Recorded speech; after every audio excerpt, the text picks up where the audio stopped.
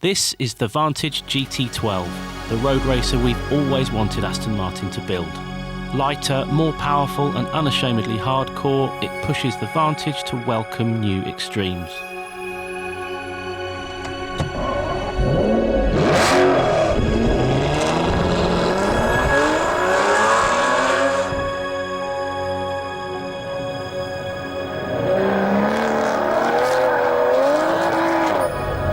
So here we are back at Anglesey, dodging the rain showers to bring you the latest leaderboard lap.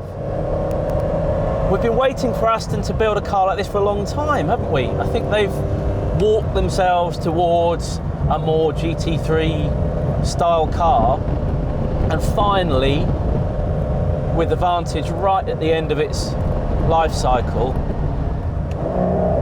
they've come up with the goods, or we hope they've come up with the goods, with this lighter, more powerful, much more aggressive and much more overtly track focused car.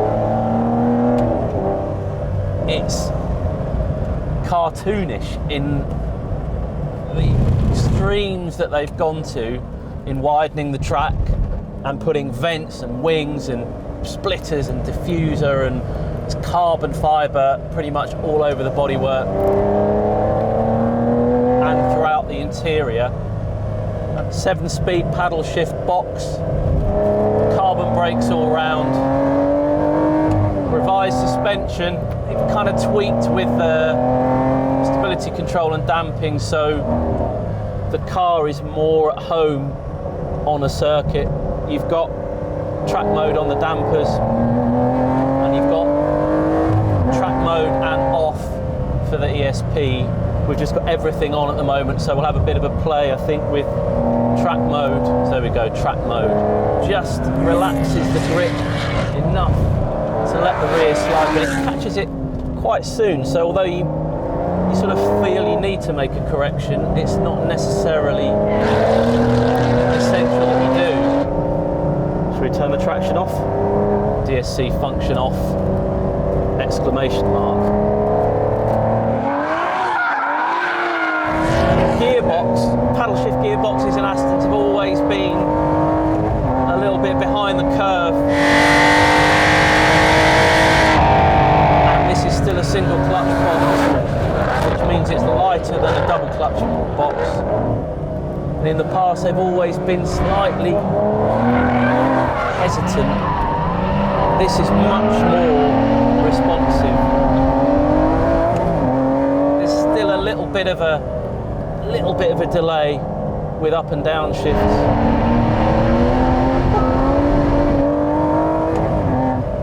But it's definitely their best effort thus far. You just can't beat a big capacity V12, especially one that's as vocal and aggressive as this. It's got a different character to a Ferrari V12. It's clearly way down on power compared to an F12 motor. Hard to believe, but that's 140 horsepower down on an F12. But you don't miss it, partly because the character of the engine is more generous, and also because, as you can feel, even with track mode, this car doesn't have the traction, I don't think, to cope with any more than it's got. In fact, it feels like it's going to struggle to put down all of its performance as it is. Brakes have got a really nice pedal feel. It's firm. There's plenty of stopping power, but there's some shades of grey there, so you can make small applications and be a little bit subtle with your inputs, but when you really need to lean on them, they're there. One downside, if you can call it such, of the engine's an extra snap and appetite for revs is it's very easy to butt into the rev limiter, and it kind of revs to 7 or just about. But because it's gaining pace so rapidly, you really want it to rev to 7.5, 8, just to give you that little bit more reach in the gears.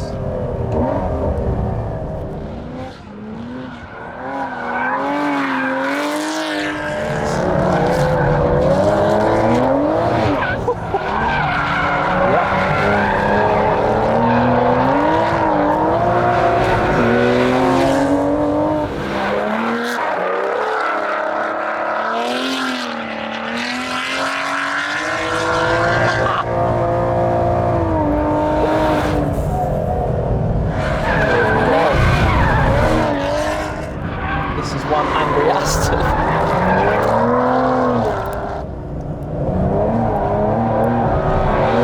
You can really just give it as much or as little as you want, which is just as well, because that's fourth gear at just about 90 miles an hour. It does make you wonder how effective the aero kit is on this car. This quick corner here is turning at almost 100 miles an hour and start to feed the power in. Just so keen to oversteer, and whilst it's hugely entertaining, it feels like the happiest sideways Aston. It has progression when it breaks away, and then it retains some balance and some drive and some controllability.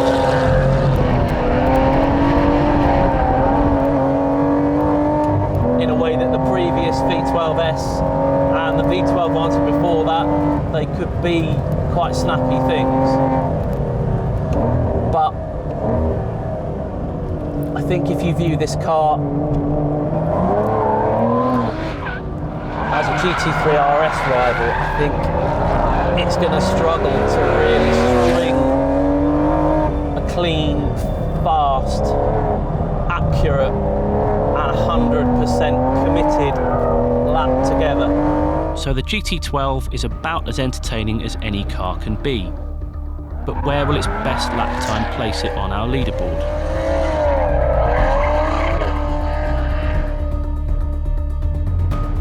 With tyres cooled and pressures corrected, it's time to pit the GT12 against the clock.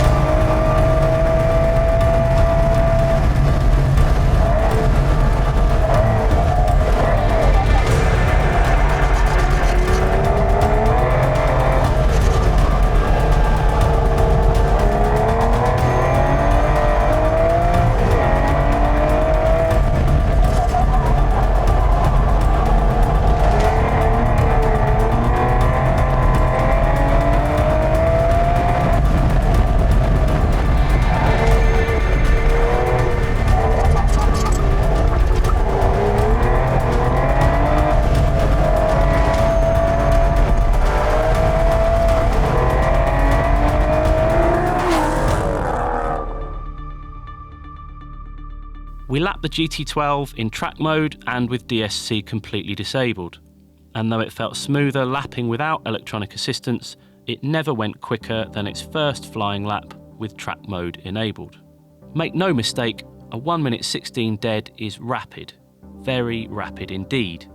But the GT12 never felt like it had the innate traction to challenge that other great road racer, the Ferrari 458 Speciale.